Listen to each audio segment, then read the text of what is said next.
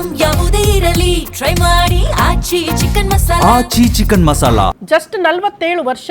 ಮೊನ್ನೆ ತಾನೇ ದಿಲೀಪ್ ರಾಜ್ ಅವರ ಸಾವು ಜನರ ಮನಸ್ಸಿನಿಂದ ಮಾಸೋದಕ್ಕೆ ಸಾಧ್ಯನೇ ಇಲ್ಲ ಬಿಡಿ.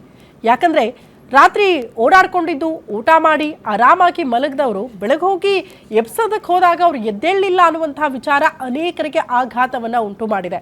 ಅರೆ, ಮಲಗಿದ ವ್ಯಕ್ತಿ ಬೆಳಗ್ಗೆ ಎದ್ರೆ ಇಲ್ಲ ಅನ್ನುವಂತಹ ವಿಚಾರಗಳನ್ನ ಅರಗಿಸ್ಕೊಳ್ಳೋದು ಹೆಂಗೆ? ಯಾಕೆ ಹಿಂಗಾಗ್ತಾ ಇದೆ? ಯುವ ಸಮೂಹದಲ್ಲಿ ಹೆಚ್ಚಾಗಿ ಹಾರ್ಟ್ ಅಟ್ಯಾಕ್ಗಳು ಆಗ್ತಾ ಇರೋದಕ್ಕೆ ಕಾರಣ ಏನು? ಟೆನ್ಷನ್, ವರ್ಕ್ ಪ್ರೆಷರ್, ಆಹಾರ ಪದ್ಧತಿನ, ಜೀವನ ಶೈಲಿನ, ಫಿಟ್ ಅಂಡ್ ಫೈನ್ ಆಗಿದ್ರು ಕೂಡ ಯಾಕೆ ಹಿಂಗೆ?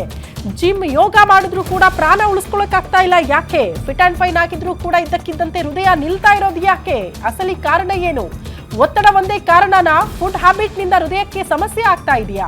ಎಣ್ಣೆ ಹಾಕಲ್ಲ, ದಮ್ ಎಳೆಯಲ್ಲ, ಆದ್ರೂ ಕೂಡ ಹೃದಯಾಘಾತ ಆಗ್ತಾ ಇರೋದಕ್ಕೆ ಕಾರಣ ಏನು? ಕೊರೋನಾ ವ್ಯಾಕ್ಸಿನ್ ಸೈಡ್ ಎಫೆಕ್ಟ್ ಆಗ್ತಾ ಇರೋದಾ? ಹೃದಯಕ್ಕೆ ಆಪತ್ತು ತಂದಿದೆಯಾ ಅದು? ನಮ್ಮ ಹೃದಯವನ್ನ ಕಾಪಾಡಿಕೊಳ್ಳೋದಾದ್ರೂ ಹೇಗೆ? ಏನು ಇಂಟಿಮೇಷನ್ ಇಲ್ಲದೆ, ಸಿಂಪ್ಟಮ್ಸ್ ಇಲ್ಲದೆ ಏಕಾಏಕಿ ಹೃದಯಾಘಾತ ಆಗೋದಕ್ಕೆ ಸಾಧ್ಯನಾ? ಹೃದಯದ ಆರೋಗ್ಯದ ಬಗ್ಗೆ ಕಾಳಜಿ ವಹಿಸೋದು ಹೇಗೆ? ವಯಸ್ಸು 40 ಆಗ್ತಾ ಇದ್ದಂತೆ ಅಪಾಯ ಕಟ್ಟಿಟ್ಟ ಬುತ್ತಿನ. 40 ವರ್ಷ ಅಲ್ಲ ಬಿಡಿ, ಅದಕ್ಕಿಂತ ಒಳಪಟ್ಟವರು 37 ವರ್ಷ. ಮೊನ್ನೆ ನಮ್ಮ ಮಾಧ್ಯಮದ ಮಿತ್ರರೇ 37 ವರ್ಷ. ಇದ್ದಕ್ಕಿದ್ದಂತೆ 4 ಗಂಟೆಗಳ ಮುಂಚೆ ಆರಾಮಾಗಿ ಮಾತಾಡ್ಕೊಂಡು ಇದ್ದಂತ ವ್ಯಕ್ತಿ 4 ಗಂಟೆ ಆದ್ಮೇಲೆ ಇಲ್ಲ ಆ ವ್ಯಕ್ತಿ ಅನ್ನೋದನ್ನ ಅರಗಿಸ್ಕೊಳಕ್ಕಾಗ್ತಾ ಇಲ್ಲ. ಇಡೀ ಮಾಧ್ಯಮದಲ್ಲೇ ಅತಿ ದೊಡ್ಡ ಸಂಚಲನಕ್ಕೆ ಕಾರಣ ಆಯ್ತು ಆ ವ್ಯಕ್ತಿಯ ಸಾವು, ಒಬ್ಬ ಪತ್ರಕರ್ತನ ಸಾವು. ಸೊ ಇದೆಲ್ಲ ನೋಡಿದಾಗ ಬಹಳ ಆಘಾತ ಉಂಟು ಮಾಡ್ತಾ ಇರೋದೇನು ಗೊತ್ತಾ? ಹಾಗಾದ್ರೆ ಕೊರೋನಾ ವ್ಯಾಕ್ಸಿನ್ ಏನಾದರೂ ಸೈಡ್ ಎಫೆಕ್ಟ್ ಆಗ್ತಾ ಇದೆಯಾ? ಅದರಿಂದ ಹೃದಯ ಸ್ತಂಭನಗಳು ಜಾಸ್ತಿ ಆಗ್ತಾ ಇದೆಯಾ? ಇಂಥ ಆತಂಕ ಕೂಡ ಜನಸಾಮಾನ್ಯರಲ್ಲಿ ಇದೆ. ಹಾಗಾಗಿ ವೈದ್ಯರ ಹತ್ರ ಇವತ್ತು ಮಾತನಾಡೋಣ. ಸೊ ನಮ್ಮ ಜೀವನ ಶೈಲಿ ಹೆಂಗಿದ್ರೆ ಒಳ್ಳೆಯದು, ಹೃದಯದ ಬಗ್ಗೆ ಕೇರ್ ಮಾಡೋದು ಹೇಗೆ, ಈ ಎಲ್ಲ ವಿಚಾರಕ್ಕೆ ಸಂಬಂಧಪಟ್ಟಂತೆ ಇವತ್ತು ಸುದೀರ್ಘವಾಗಿ ಚರ್ಚೆ ಮಾಡೋಣ. ನಮ್ಮ ಜೊತೆಗೆ ಅತಿಥಿಗಳು ಜಾಯ್ನ್ ಆಗಿದ್ದಾರೆ, ಅವ್ರನ್ನ ವೆಲ್ಕಮ್ ಮಾಡ್ಕೊಳ್ಳೋಣ. ನಮ್ಮ ಜೊತೆಗೆ ಆಹಾರ ತಜ್ಞೆ ಪರಿಣಿತಾ ಇದ್ದಾರೆ. ಮೇಡಮ್ ನಮಸ್ತೆ, ಕಾರ್ಯಕ್ರಮಕ್ಕೆ ಆತ್ಮೀಯ ಸ್ವಾಗತ. ಹಿರಿಯ ಮನೋವೈದ್ಯರು ಆದಂತಹ ಡಾಕ್ಟರ್ ನಯನ ಪ್ರಸಾದ್ ಅವರಿದ್ದಾರೆ. ಮೇಡಮ್ ನಮಸ್ತೆ, ಕಾರ್ಯಕ್ರಮಕ್ಕೆ ಆತ್ಮೀಯ ಸ್ವಾಗತ. ಹಿರಿಯ ತಜ್ಞ ವೈದ್ಯರು ಡಾಕ್ಟರ್ ಅಂಜನಪ್ಪ ಅವರು ಕೂಡ ನಮ್ಮ ಜೊತೆಗಿದ್ದಾರೆ. ಡಾಕ್ಟರ್ ನಮಸ್ತೆ, ಕಾರ್ಯಕ್ರಮಕ್ಕೆ ಆತ್ಮೀಯ ಸ್ವಾಗತ. ಮೊದಲೇದಾಗಿ ಡಾಕ್ಟರ್ ನಿಮ್ಮಿಂದಲೇ ಪ್ರಾರಂಭ ಮಾಡ್ಬಿಡ್ತೀವಿ. ಮೋಸ್ಟ್ಲಿ ಅದೆಷ್ಟು ಡಿಬೇಟ್ ಮಾಡಿದೀವೋ ಗೊತ್ತಿಲ್ಲ ಈ ಹೃದಯ ಸ್ತಂಭನದ ವಿಚಾರಕ್ಕೆ ಸಂಬಂಧಪಟ್ಟಂತೆ ಕಾರಣ ಏನು ಅಂತ. ಕಾರಣ ಹುಡುಕ್ತಾ ಹೋದಾಗೆಲ್ಲ ಏನೇನೋ ಕಾರಣಗಳು ಬರುತ್ತೆ, ಬಟ್ ಅದ್ರಲ್ಲೆಲ್ಲ ಕೂಡ ನಾವು ಫಾಲೋ ಮಾಡಿದೀವಿ. ಆದ್ರೂ ಕೂಡ ಹೃದಯ ಸ್ತಂಭನ ಆಗ್ತಾ ಇದೆಯಲ್ಲ, ಕಾರಣ ಏನು ಅಂತ ಮತ್ತೆ ಹುಡುಕೋ ಪ್ರಯತ್ನಗಳಾಗ್ತಾ ಇದೆ. ಫಸ್ಟ್ ರಿಯಾಕ್ಷನ್ ಯಾಕೆ ಹಿಂಗೆ ಅಂತ? ಅಮ್ಮ, ಡಿಬೇಟಿನ ಫಸ್ಟ್ ನನ್ನ ಸ್ಟೇಟ್ಮೆಂಟ್ ಎಲ್ಲ ಓಕೆ, ಹೃದಯಾಘಾತ ಯಾಕೆ? ನಾನೊಬ್ಬ ಸರ್ಜಿಕಲ್ ಗ್ಯಾಸ್ಟ್ರೋಂಟ್, ನಾನು ಕಾರ್ಡಿಯಾಲಜಿಸ್ಟ್.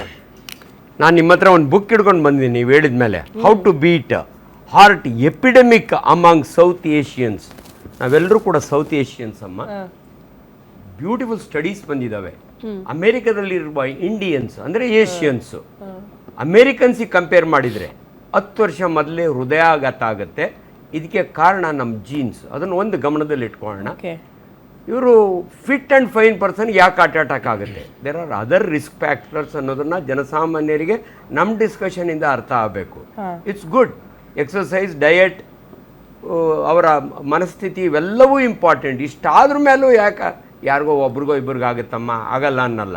ನಾನು ಭಾಳ ಸ್ಪಷ್ಟವಾಗಿ ಹೇಳ್ತೀನಿ, ತಿರುಪತಿಗೆ ಹೋಗೋರಿಗೆಲ್ಲ ಆಕ್ಸಿಡೆಂಟ್ ಆಗಲ್ಲ, ಕೆಲವ್ರಿಗೆ ಆಗುತ್ತೆ. ಅದರಿಂದ ದಯವಿಟ್ಟು ಫಿಟ್ ಆ್ಯಂಡ್ ಫೈನ್ ಇರೋರು ಈ ಡಿಸ್ಕಷನ್ನಿಂದ, ಈ 2-3 ಸಾವುನಿಂದ ಎದುರ್ಕೋಬೇಡಿ. ನೀವು ಕಂಟಿನ್ಯೂ ಮಾಡಿ, ನಿಮ್ಮ ಲೈಫ್ ಸ್ಟೈಲ್ ಚೆನ್ನಾಗಿರಲಿ, ನೀವು ಎಕ್ಸಸೈಸ್ ಮಾಡಿ. ಅಯ್ಯೋ ಮಾಡಿದ್ರು ಪ್ರಯೋಜನ ಏನೋ, ಸತ್ತೋಗ್ತೀವಲ್ಲ ಅನ್ನೋ ಭಯವನ್ನು ಫಸ್ಟ್ ಬಿಟ್ಟುಬಿಡಿ. ಹಾರ್ಟ್ ಹೃದಯಾಘಾತಕ್ಕೆ ಬಹಳ ಇಂಪಾರ್ಟೆಂಟ್ ನಮ್ಮ ಜೀನ್ಸ್. ಜೀನ್ಸ್ ಏನು ಮಾಡೋಕ್ಕಾಗಲ್ಲ, ಬಟ್ ಭಾಳ ಸಾರಿ ಹೇಳ್ತಾರೆ jeans they load the gun, but ಅದನ್ನು ಟ್ರಿಗ್ಗರ್ ಮಾಡೋದು ನಮ್ಮ ಹ್ಯಾಬಿಟ್ಸು ಅಂತ. ನಮ್ಮ ಟೆನ್ಷನ್, ಸ್ಟ್ರೆಸ್ ಆ್ಯಂಡ್ ಸ್ಟ್ರೈನ್. ನಾನೇ ನಿಮ್ಮ ಮುಂದೆ ಕೂತಿದ್ದೀನಿ 44 ವರ್ಷಕ್ಕೆ. ಅವಾಗಿಂದ ಹೇಳ್ತಿದ್ದೀನಿ, ನಾನು ಇವತ್ತು 71 ವರ್ಷ. 44 ವರ್ಷಕ್ಕೆ ನನಗೆ ಹೃದಯ ಆಘಾತ ಆಗುತ್ತೆ. ಆಘಾತ ಅಂದರೆ ನನಗೆ ಸಿಂಪ್ಟಮ್ಸ್ ಬರುತ್ತೆ. ಹೋಗಿ ಚೆಕಪ್ ಮಾಡಿಸ್ಕೊಳ್ತೀನಿ ಜಯದೇವ ಇನ್ಸ್ಟಿಟ್ಯೂಟ್ ಆಫ್ ಕಾರ್ಡಿಯಾಲಜಿ ಒಳಗೆ.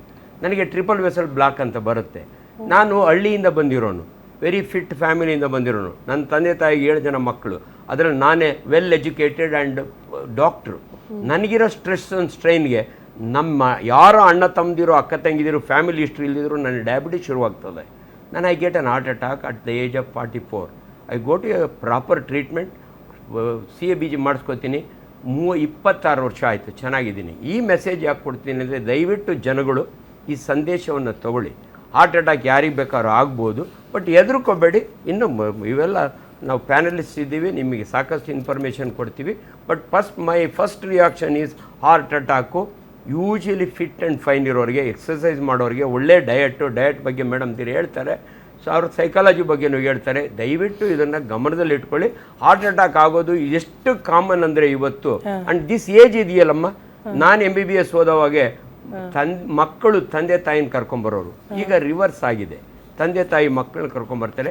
ನನಗೆ ಪರ್ಸನಲಿ ಅನಿಸೋದು it is because of their stress and strain. ಮೊದಲೆಲ್ಲ 65 ವರ್ಷಕ್ಕೆ 56 ವರ್ಷಕ್ಕೆ ರಿಟೈರ್ಡ್ ಆದರೆ ಒಂದು ಮನೆ ಮಾಡಿಕೊಂಡ್ರೆ ಸಾಕು ಅನ್ನೋ ಪರಿಸ್ಥಿತಿ ಇತ್ತು. ಇವತ್ತು 30 ವರ್ಷದ ಹುಡುಗನಿಗೇನೆ ದೊಡ್ಡ ಬಂಗ್ಲೆ ಬೇಕು, ದೊಡ್ಡ ಕಾರ್ ಬೇಕು, ಒಳ್ಳೆ ಹುಡುಗಿ ಬೇಕು. ಇವನ್ ಸ್ಟ್ರೆಸ್ ಎಷ್ಟಿರ್ಬೋದು. And definitely stress plays a role. ಅದನ್ನು ಮೇಡಮಿಂದ ಆಮೇಲೆ ನಾವು ಕೇಳ್ಕೊಳ್ಳೋಣ.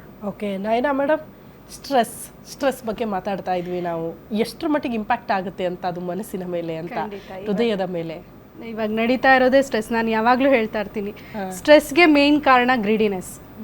ಈ ಗ್ರೀಡಿನೆಸ್ ಎಷ್ಟು ಹೆಚ್ಚಾಗ್ತಾ ಇದೆ ಲೈಫ್ ಸ್ಟೈಲಲ್ಲಿ ಅಥವಾ ನಮ್ಮ ಜೀವನ ದಿನನಿತ್ಯ ಇದರಲ್ಲಿ, ಅದರಿಂದನೇ ಏನೋ ಒಂದು ಸಾಧನೆ ಮಾಡಬೇಕು, ಹಣ ಗಳಿಸ್ಬೇಕು, ಏನೋ ಮಾಡಬೇಕು. ಸೊ ಈ ಓವರ್ ಥಿಂಕಿಂಗು, ಆಮೇಲೆ ಡಿಸ್ಟರ್ಬ್ ಸ್ಲೀಪು, ಇದರಿಂದ ಏನಾಗುತ್ತೆ, ಎಷ್ಟೋ ಜನ ರಾತ್ರಿ ನಿದ್ದೆ ಮಾಡಲ್ಲ ಮೇಡಮ್. ಲೇಟ್ ನೈಟ್ ಇದು ಏನು ಸ್ಕ್ರಾಲಿಂಗು, ಮೊಬೈಲ್ ರಾತ್ರಿಡೀ ನೋಡೋದು, ಆಮೇಲೆ ಕಾನ್ಸ್ಟೆಂಟಾಗಿ ಪರ್ಫಾರ್ಮೆನ್ಸ್ ಮೋಡಲ್ಲೇ ಇರೋದು, ಮಾಡ್ತಾನೆ ಇರೋದು ಕೆಲಸ. ಈಗ ಈಗ ಈಗ ಹೆಂಗಾಗ್ಬಿಟ್ಟಿದೆ ಅಂದರೆ, ಫಿಟ್ಟಾಗಿರೋರಿಗೆಲ್ಲ ಹಾರ್ಟ್ ಅಟ್ಯಾಕ್ ಬರುತ್ತಲ್ಲ ಯಾಕೆ ಅಂತ ಪ್ರಶ್ನೆ ಕೇಳೋ ಲೆವೆಲಿಗೆ ಆಗಿಬಿಟ್ಟಿದೆ.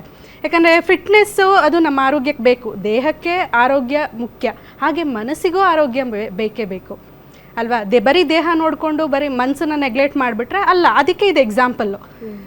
ನಾವು ದೇಹನ ಎಷ್ಟು ಪ್ರೀತಿಯಿಂದ ನೋಡ್ಕೋತೀವೋ ಮನಸ್ಸನ್ನು ಅಷ್ಟೇ ಪ್ರೀತಿಯಿಂದ ನೋಡ್ಕೋಬೇಕು ಅಂತ. ಸೊ ಈ ಕಾನ್ಸ್ಟೆಂಟ್ ವರಿಂಗ್, ಏನು ಓವರ್ ಥಿಂಕಿಂಗು, ವರಿಂಗು, ಏನೋ ಸಾಧನೆ ಮಾಡಬೇಕು ಅಥವಾ ರಿಲೇಷನ್ಶಿಪ್ಪಲ್ಲಿ ಏನೋ ಪ್ರಾಬ್ಲಮ್ ಆಗುತ್ತೆ, ಈ ಜಾಸ್ತಿ ವರೀಸ್ ಆದಷ್ಟು ಬಾಡಿಯಲ್ಲಿ ಕಾರ್ಟಿಸಾಲ್ ಹಾರ್ಮೋನ್ ರಿಲೀಸ್ ಆಗುತ್ತೆ. ಸೊ ಸ್ಟ್ರೆಸ್ ಜಾಸ್ತಿ ಆಗುತ್ತೆ. ಸೊ ಕಾರ್ಟಿಸಾಲ್ ಅದು ಹೆಂಗಂದರೆ, ಕಾರ್ಟಿಸಾಲ್ ನಮಗೆ ತುಂಬ ಒಳ್ಳೆಯದು, ನಮ್ಮ ದೇಹಕ್ಕೆ ಬಹಳ ಒಳ್ಳೆಯದು. ಆದರೆ ಅದು ಜಾಸ್ತಿ ಆದರೆ ಏನಾಗುತ್ತೆ, ಅದು ಅಲಾರಾಮ್, ಒಂಥರ ಅಲಾರಾಮ್ ಇದ್ದಂಗೆ, ಅಲಾರಾಮ್ ಸಿಸ್ಟಮ್. ನಮಗೆ ಬೆಳಗ್ಗೆ ಏಳೋದಕ್ಕೆ, ಕೆಲಸ ಮಾಡೋದಕ್ಕೆ ಎಷ್ಟು ಬೇಕೋ ಅಷ್ಟು ಬೇಕು. ಫುಲ್ ಅಲಾರಾಮ್, ಈಗ ಒಂದು ಫೈರ್ ಅಲಾರಾಮ್ ಇಟ್ಕೊಳ್ಳಿ, ಬೆಂಕಿ ಹತ್ತಿದಾಗ ಅಲಾರಾಮ್ ಇದಾದರೆ ನಾವು ಅದಕ್ಕೆ ಏನು ಬೇಕೋ ಅದಕ್ಕೆ ಪ್ರಿಕಾಷನ್ಸ್ ತಗೋತೀವಿ. ಕಂಟಿನ್ಯೂಸ್ ಆಗಿ ಅಲಾರಾಮ್ ಓಡ್ತಾ ಇದ್ರೆ ಡಿಸ್ಟರ್ಬ್ ಆಗಲ್ವಾ? ಹಾಗೆ ಬಾಡಿಗೂ ಡಿಸ್ಟರ್ಬ್ ಆಗುತ್ತೆ. ಸೊ ಈಗ ಡಿಸ್ಟರ್ಬ್ ಆದಾಗ, BP ಜಾಸ್ತಿ ಆದಾಗ, ಅಥವಾ ಸ್ಮೋಕಿಂಗಿಂದನೋ ಬೇರೆ ಕಡೆ ಅಡಿಕ್ಷನ್ಸ್ಗೆ ಹೋದಾಗ್ಲೂ ಎಲ್ಲ ಬಾಡಿಯಲ್ಲಿ ಡಿಸ್ಟರ್ಬೆನ್ಸ್ ಆಗುತ್ತೆ, ಹಾರ್ಟ್ ಅಟ್ಯಾಕ್ ಪ್ರಾಬ್ಲಮ್ ಶುರುವಾಗುತ್ತೆ.